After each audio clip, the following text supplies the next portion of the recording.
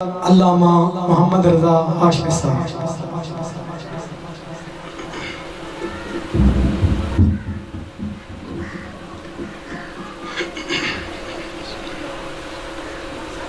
اعوذ باللہ من الشیطان الرجیم، بسم اللہ الرحمن الرحیم،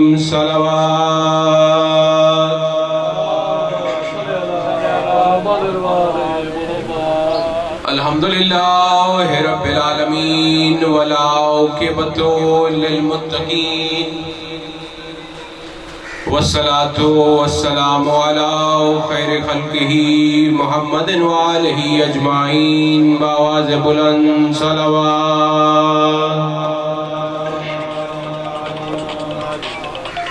صلوات کا پڑھنا بہت بڑی اور عظیم عبادت ہے۔ ایک بار مل کے بآواز بلند صلوات۔ سب سے پہلے دعا گو ہوں، خداوند کریم حاضرین کے دلی مقاصد پورے فرمائے۔ یا رب محمد و آل محمد کی عزت و عظمت کا واسطہ جو لوگ اپنے گھروں سے اس فرش ادا پہ آ گئے ہیں ان کی توفیقات میں اضافہ فرما۔ بانی مجلس برادر غلام حسین حیدری کی توفیقات میں اضافہ فرما۔ بانیان کے مونیان کے بخت اقبال میں رزق میں اضافہ فرما۔ یا رب محمد و آل محمد کی عزت و عظمت کا واسطہ جو بیمار ہیں صحت یاب فرما، جو مقروض ہیں قرض غیبی طاقت سے ادا فرما۔ ہم سب کو حج بیت اللہ الحرام اور زیارت امام حسین علیہ السلام سے مشرف فرما۔ اس گھر پہ اپنی رحمت کا نزول فرما، ہر مومن کے گھروں پہ اپنی رحمت کا نزول فرما۔ جو مومنین و مومنات اس دار فانی سے کوچ کر گئے ہیں مولا قدم قدم درجات بلند فرما۔ بانیان مجلس کے جو مرحومین اس دار فانی سے کوچ کر گئے ان کی قبروں کو جنت کے باغوں میں سے باغ بنا۔ ہم سب کو حج بیت اللہ الحرام اور زیارت معصومین علیہ السلام سے مشرف فرما۔ ہمارے ملک پاکستان کی محافظت فرما۔ ہماری سب سے بڑی اور آخری دعا، ہماری آخری حجت کا جلد ظہور فرما۔ مل کے بآواز بلند صلوات۔ نعرہ تکبیر، نعرہ تکبیر، نعرہ رسالت۔ سارے مل کے جواب دو، نعرہ رسالت۔ دونوں ہاتھ بلند کر کے نعرہ حیدری آئی، نعرہ حیدری۔ توجہ ہے، بات شروع کی جائے۔ کافی دیر سے مجلس اذا شروع ہے، میں نے بھی کوئی زیادہ لمبا چوڑا خطاب نہیں کر رہا، مختصر وقت میں مکمل نوکری کر کے دکھائی۔ شرط یہ ہے، اہل عرفان علی ابن ابی طالب کی ولا رکھنے والا مجمع میرے سامنے ہے۔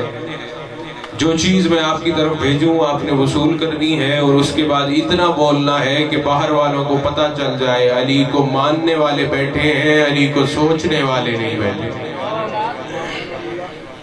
وہ عظیم ذکر ہے، ہمیں ادراک ہی نہیں ہے کہ یہ ہم کتنی بڑی عبادت اس وقت آپ بھی کر رہے ہیں، میں بھی کر رہا ہوں۔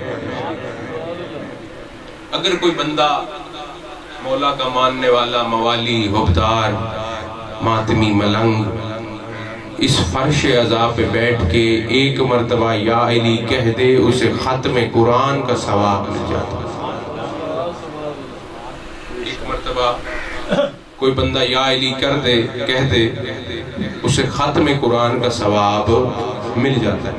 اللہ نے کائنات کا خالق بھی ہے، کائنات کا مالک بھی ہے۔ اس نے دو طرح کے قرآن زمین پہ بھیجے۔ توجہ میری طرف رکھیں، دو طرح کے قرآن، ایک قرآن صامت، ایک قرآن ناطق۔ مل کے بآواز بلند صلوات۔ بسم اللہ۔ اجازت ہے کہ اللہ نے نیاز حسین توجہ میری طرف رکھیں گے، گہرے بڑے دقیق موتی آپ کی جولیوں میں ڈالنے کا ارادہ ہے۔ دو طرح کے قرآن اللہ نے بھیجے ہیں، ایک قرآن صامت، ایک قرآن ناطق۔ صامت کسے کہتے ہیں؟ عربی زبان میں جو بول نہ سکتا ہو، گنگا ہو، اسے صامت کہتے ہیں۔ وہ بول نہیں سکتا. اہل عرفان کا مجمع ہے, میں نے اشارے کر کر کے بات مکمل کر دینی ہے, انشاءاللہ آپ کے اذہان میں بات چلی جائے گی. صامت وہ ہے جو بول نہیں سکتا. اس کی بھائی جان ایکو تھوڑی سی کم کیجیے گا. صامت وہ ہے جو بول نہیں سکتا. دوسرا قرآن اللہ نے بھیجا, قرآن ناطق, یہ وہ قرآن ہے جو بول بھی سکتا ہے. دو طرح کے قرآن.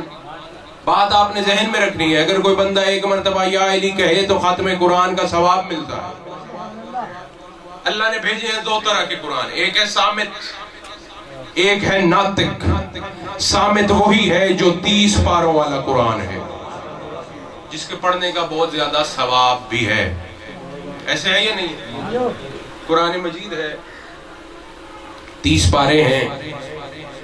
بھیجنے والی عام ہستی نہیں ہے, اس نے بھیجا ہے جو کائنات کا مالک بھی ہے, کائنات کا خالق بھی ہے. یہ کلام عرش سے لے کے فرش تک کون آیا ہے؟ عام فرشتہ ہے؟ نہیں, وہ فرشتہ ہے جو تمام فرشتوں کا, تمام ملائکہ کا سردار جناب جبریل ہے. بھیجنے والا اللہ, لے کے آنے والے جبریل علیہ السلام. کس نبی کے سینے پہ اترا ہے؟ عام نبی ہے؟ نہیں, وہ نبی ہے جب تک اس کی نبوت کا, اس کے بھائی علی کی ولایت کا اقرار نبی بھی نہ کرے تو اللہ نبوت عطا نہیں کرتا. وہ عظیم نبی, وہ عظیم نبی اس نبی کے سینے پہ اترا ہے جو انبیاء کا بھی سردار ہے. 30 پاروں والا قرآن ہے. ایک بھاری بات میں آپ کی جھولیوں میں ڈالنے لگا ہوں, ضروری نہیں ہے یہ 30 پاروں والا قرآن ہر بندہ پڑھے اسے ثواب بھی ملتا ہو, ضروری نہیں ہے. بعض احباب حیران ہیں, کوئی ہندو ہمارا یہ قرآن پڑھے اسے ثواب ہوگا؟ جواب دو بھائی. کوئی عیسائی ہمارا یہ قرآن پڑھتا ہے اسے ثواب ہوگا؟ کوئی یہودی ہمارا یہ قرآن پڑھے اسے ثواب ہوگا؟ تو سوال کرو ثواب کسے ہوگا؟ قرآن پڑھنے کا ثواب اسے ہوگا جس کے دل میں علی ابن ابی طالب کی ولا ہوگی. اس کو ثواب ہے قرآن کے پڑھنے کا. اب میدان معاشر ہوگا نا قیامت والے روز, ہر عبادت جو ہم کرتے ہیں, اور عبادت ہے بھی اس کی جس کے دل میں علی کی ولا ہے. جس کے دل میں اس خاندان کی محبت نہیں ہے اس کی عبادت بھی نہیں. میدان حشر میں قرآن عددات تشریف فرماؤ. میں چھوٹا سا تھا, اس مجلس پہ آتا ہوں. میدان معاشر میں ہر عبادت, جو بھی عبادت کرتے ہو, نورانی پیکر میں موجود ہو. نماز پڑھتے ہو, عبادت ہے, نورانی پیکر. زکوٰۃ دیتے ہو, عبادت ہے, نورانی شکل میں مجسم.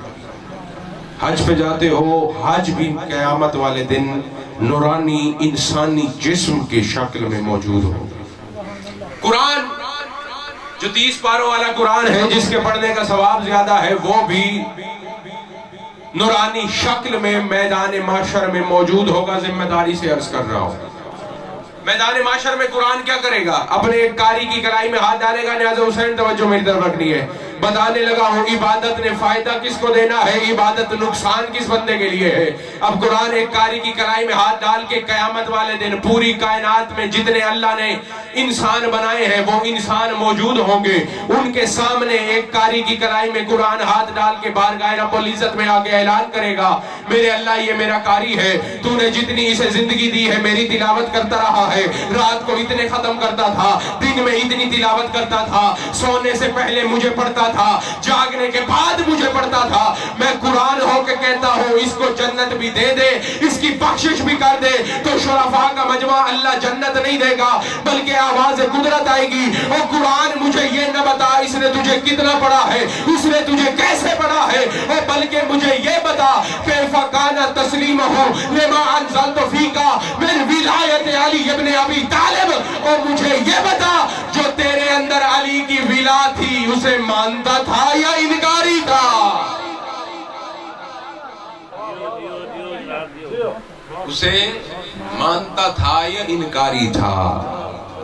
جنت میں وہ جائے گا جو اس گھرانے کی سچی محبت اپنے دلوں میں رکھتا ہے.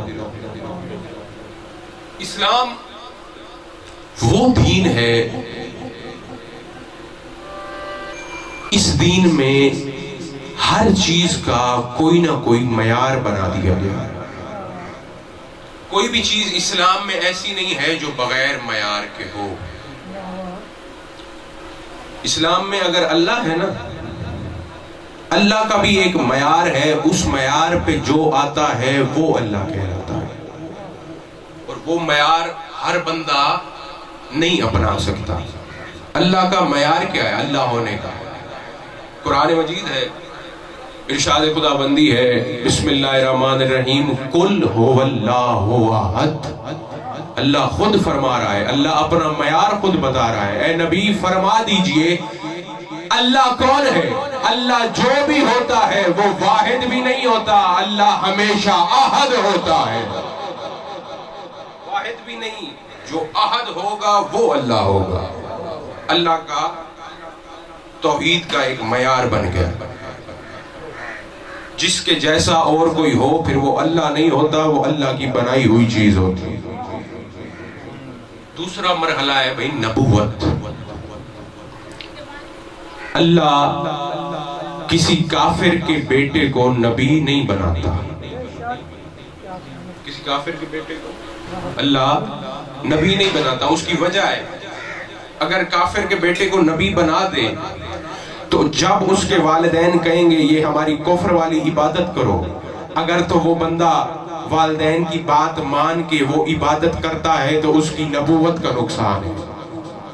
بھئی وہ جو کافرین والی عبادت کرتا ہے، اگر اس نے والدین کا کہنا مان لیا، نبوت کا نقصان۔ اگر کافرین والی عبادت نہیں کرتا، والدین کی نافرمانی کرتا ہے تو والدین کی نافرمانی والا نقصان۔ ان ساری چیزوں سے بچنے کے لیے اللہ نے ایک اپنا معیار بنا لیا نبوت کا۔ اللہ نے فرما دیا میں جب بھی نبی بناؤں گا کسی کافر کے بیٹے کو نبی نہیں بناؤں گا۔ نبوت کا معیار ہے، کسی بھی کافر کا بچہ نبی نہیں بن سکتا۔ اچھا یہ تو ہے عام نبوت، جو 1,23,999 انبیاء اس معیار پہ پورے اترتے ہیں۔ ایک وہ نبی بھی ہے جو ان تمام انبیاء کا بھی سردار ہے۔ اگر جاگ رہے ہو تو اس نبی کا معیار بتانے لگا ہوں۔ انبیاء کا سردار بننے کے لیے کون سا معیار ہے؟ یہ وہ معیار ہے، قرآن جیسی کتاب میں اللہ فرماتا ہے بسم اللہ الرحمن الرحیم وَمَا يَنْتِقُ عَنِ الْهَوَىٰ إِنْ هُوَ إِلَّا وَحْيٌ يُوحَىٰ۔ وہ انبیاء کا سردار بننے کے لیے جو بندہ اپنی مرضی سے نہیں اللہ کی مرضی سے بولے اسے محمد مصطفیٰ کہتے ہیں۔ بندہ اپنے اللہ کی مرضی سے نطق کرے، میرے سامعین، نطق بولنا اور چیز ہے، نطق اور چیز ہے۔ اللہ کہتا ہے یہ وہ نبی ہے جب تک میرا حکم نہ ہو محمد مصطفیٰ بولنا تو دور کی بات اپنے لبوں کو بھی حرکت نہیں دیتے۔ یعنی محمد مصطفیٰ صلی اللہ علیہ وآلہ وسلم نے جو بھی کچھ کہا ہے یا کیا ہے اپنے اللہ کی مرضی سے کیا۔ ایک منظر یاد کرانے لگا ہوں، عید کا روز دو شہزادے دوڑتے ہوئے رسول خدا کے قریب آئے، مسکرا کے فرماتے ہیں یا رسول اللہ، نانا جان ہر بچے کی عید والے دن سواری ہے، ہماری سواری نہیں ہے۔ جاگنا بھائی۔ رسول خدا نے مسکرا کے فرمایا میرے شہزادوں تھوڑی دیر کے بعد تمہاری ایسی سواری ہوگی کہ چشم فلک نے اس طرح کی سواری کبھی دیکھی بھی نہیں ہوگی۔ شہزادے خوش، حسنین شریفین کریمین نیرین مزین۔ تھوڑی دیر کے بعد قریب آئے، رسول خدا نماز سے جب فارغ ہو چکے تھے مسجد نبوی سے خرامہ خرامہ چلتے ہوئے باہر آئے۔ اب جو بندہ علی کی بلا سن کے خوش ہوتا ہے میری بات اس سے ہے۔ رسول خدا مسجد سے باہر تشریف لے کے آئے، رسول خدا نے اپنا امامہ اتارا جو عام امامہ نہیں ہے، اللہ کی رضا کا بنا ہوا امامہ رسول نے اتارا، نیچے تشریف رکھی، بیٹھ گئے۔ اس کندھے پہ بٹھایا امام حسن مجتبیٰ کو، اس کندھے پہ بٹھایا حسین بادشاہ کو۔ رسول خدا کھڑے ہوئے، پورے عرب کے لوگ حیران ہیں۔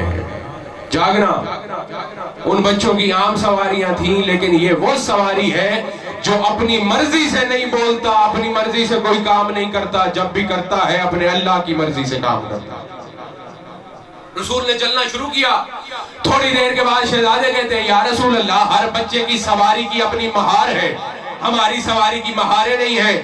رسول خدا نے فرمایا میرے شہزادوں گھبرانے کی ضرورت نہیں ہے۔ رسول خدا نے یہ والی واللیل کی زلف حسن مجتبیٰ کو پکڑائی، یہ والی واللیل کی زلف حسین بادشاہ کو پکڑائی۔ اب رسول خدا نے چلنا شروع کیا۔ اب مدینے کی گلیاں ہیں، پیچھے پورا صحابہ کا مجمع ہے، وہ کہتے ہیں یہ رحمت للعالمین ہے، اور یہ خاتم النبیین ہے، اور یہ ینطق عن الہوا کا مصداق ہے۔ تھوڑی دیر کے بعد خلیفۃ المسلمین جناب ابو بکر صدیق قریب آئے، آگے آ کے کہتے ہیں یا رسول اللہ نعم المرکب نعم المرکب نعم المرکب، یا رسول اللہ کتنی بہترین سواری ہے، کتنی عظیم سواری ہے، کتنی بہترین سواری ہے، کتنی زیادہ فضیلت والی سواری ہے۔ رسول خدا نے فرمایا او یار غار ابو بکر، او آج یہ نہ کہو بلکہ کہہ دو نعم الراکبان، سوار کتنے عظیم ہیں۔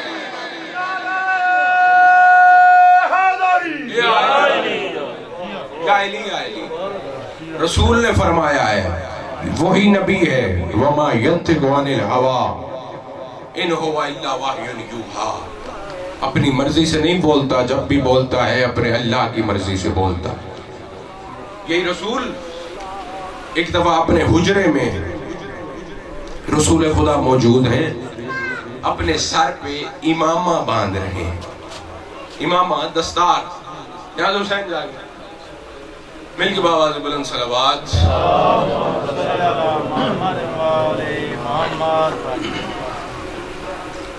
توجہ ہے جی، وما ینطق عن الہوا کا مصداق نبی اپنے حجرے میں امامہ باندھ رہے ہیں۔ یہ منظر آپ نے ذہن میں رکھنا ہے۔ میری آخری بات فضائی، جناب جبریل آئے آیات لے کے، جناب جبریل نے سلام کیا، رسول نے جواب دیا، جو پیغام تھا جناب جبریل نے پہنچایا۔ اس کے بعد جب جناب جبریل واپس جانے لگے نا، جناب جبریل کے ذہن میں بات آئی بھائی اگر مجھے اللہ یہ پیغام لانے کا ذریعہ نہ بناتا تو محمد مصطفیٰ کو کیسے پتا چلتا کہ اللہ کیا کہنا چاہتا ہے۔ جاگنا بھائی، انبیاء کا سردار کون ہے، اس کا معیار کیا ہے، میں وہ بتانے لگا۔ جناب جبریل نے اپنے ذہن میں سوچا اگر میں ذریعہ نہ ہوتا تو رسول کو کیسے پتا چلتا کہ اللہ کیا کہنا چاہتا ہے۔ اب جناب محمد مصطفیٰ صلی اللہ علیہ وآلہ وسلم اپنے سر پہ امامہ باندھ رہے ہیں، یہ آپ نے بات ذہن میں۔ جناب جبریل سوچتے ہوئے باہر گئے، رسول خدا نے اپنی مرضی سے نہیں اللہ کی مرضی سے آواز دی جبریل میرے قریب آؤ۔ جناب جبریل قریب آئے، رسول نے فرمایا مجھے یہ بتاؤ یہ جو تم میرے پاس روزانہ آیات لے کے آتے ہو یہ کس طرح لے کے آتے ہو۔ جناب جبریل نے ہاتھ جوڑے، یا رسول اللہ سدرۃ المنتہا میرا آخری مقام ہے، میں وہاں پہ رکا ہوتا ہوں۔ عرش پہ ایک پردہ لگا ہوا ہے، اس پردے سے آواز باہر نکلتی ہے، جب وہ آواز چشم اسرافیل پہ پڑتی ہے تو وہاں آیت لکھی ہوئی آ جاتی ہے، میں وہ آیت پڑھ کے آپ کی خدمت میں پہنچا دیتا ہوں۔ جاگنا بھائی علی والو، جو علی ابن ابی طالب کی فضیلت سننے کے لیے آئے ہو، اس خاندان کی فضیلت سننے کے لیے آئے ہو، جناب جبریل نے فرمایا یا رسول اللہ عرش پہ ایک پردہ لگا ہوا ہے، ادھر سے آواز چشم اسرافیل پہ پڑتی ہے، وہاں پہ آیت لکھی ہوئی آ جاتی ہے، جبریل وہ آیت پڑھنے کے بعد آپ کی خدمت میں آ کے پہنچا دیتا ہے۔ رسول خدا نے مسکرا کے فرمایا جبریل اب کی بار تو نے سدرہ پہ نہیں رکنا بلکہ پردے کے اندر جا کے دیکھنا ہے آواز کہاں سے آ رہی ہے۔ جناب جبریل کو جو اجازت مل گئی، کس نبی نے اجازت دی ہے؟ جو رحمت للعالمین ہے۔ جناب جبریل کو ڈر تھا نا اگر میں سدرہ سے ایک قدم بھی، ایک بالشت، ایک انچ بھی آگے بڑھا تو میرے پر جل جائیں گے۔ اب وہ ڈر نہیں تھا کیونکہ رحمت للعالمین نے اجازت دے دی۔ جناب جبریل آئے اپنی مقام سدرۃ المنتہا پہ۔ جاگنا، دو مصرے میں نے پڑھنے ہیں میر انیس کے، انشاءاللہ مجلس بھی پوری ہو جائے گی، آپ کی روح کے لیے بھی وہ کافی ہو جائے گا۔ آپ نے منظر ذہن میں رکھنا ہے، رسول خدا اپنے حجرے کے اندر اپنے سر مبارک پہ امامہ باندھ رہے تھے. اب جناب جبریل سدرہ پہ آئے.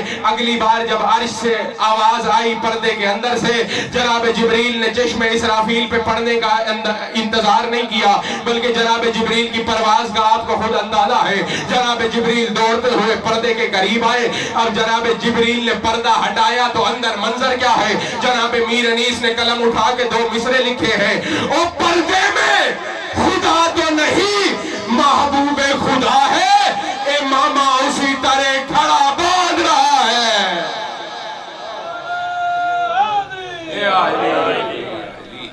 مولا آپ سب کی توفیقات میں اضافہ فرمائے.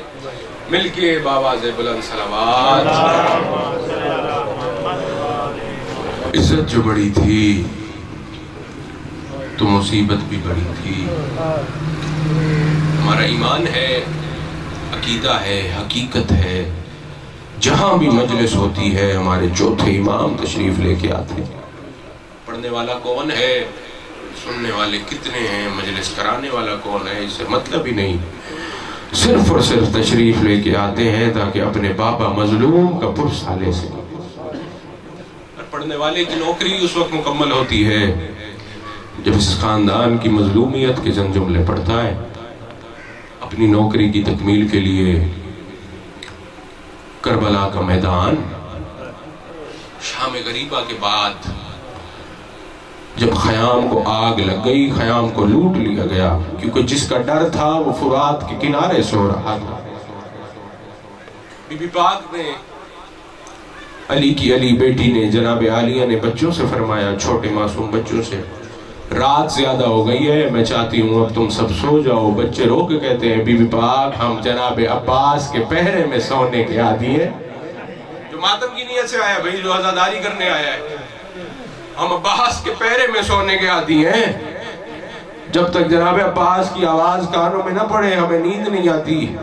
بلا تشبیہ بی بی پاک نے ایک لکڑی کا جلا ہوا ٹکڑا اٹھایا. بی بی پاک نے فرمایا، آج عالیہ بن کے نہیں، آج عباس بن کے پہرا دینے لگی ہوں. اپنے بابا والے لہجے میں، جناب عباس والے لہجے میں بی بی پاک نے فرمایا، الحافظ والحفیظ. رونے والوں کربلا کے میدان، چٹیل میں، مقتل میں قیامت کا منظر. زلزلہ بپا ہو گیا. جو شہداء کی لاشیں ہیں وہ کئی گز بلند ہو گئی. رونے والوں، بی بی پاک نے یہ آواز دی، الحافظ والحفیظ. اور بی بی پاک نے دیکھا نجف کی طرف سے ایک گھوڑے سوار قریب آ رہا ہے. اور بی بی پاک مڑی، علی کی علی بیٹی دوسری مستورات کی طرف. بی بی نے فرمایا، اگر کسی بی بی کے پاس ایک چادر کا ٹکڑا ہے تو مجھے دے دو. اور میرا بابا نجف چھوڑ کے آ گیا ہے. رونے والوں، علی ابن ابی طالب قریب آئے. اب بیویوں نے حلقہ بنایا. کوئی کہتی ہے ویران مدینہ، کوئی کہتی ہے برباد مدینہ، لیکن ہر بیوی کی ایک آواز آتی ہے، واہ جاوا ہے ہمارا پردہ، ہم محمد کی نواسیاں ہیں، ہم علی کی بیٹیاں ہیں. رونے والوں، ہر بیوی نے علی کو پرسہ دیا. لیکن کائنات کے امیر نے دیکھا ایک 4 سال کی بیوی ہے جو دور کھڑی رو رہی ہے. علی ابن ابی طالب نے فرمایا، وہ جو ماتم کی نیت سے آئے ہو سینے پہ ہاتھ رکھو. علی نے فرمایا، معصومہ وہ اپنے دادا علی کو پرسہ نہیں دینا. بی بی پاک نے رو کے فرمایا، دادا علی مجھے پتہ چل گیا ہے، وہ میری پھوپھیاں امیر باپ کی بیٹیاں ہیں، اور میں معصومہ غریب حسین کی بیٹی ہوں. رونے والے علی ابن ابی طالب تڑپ گئے.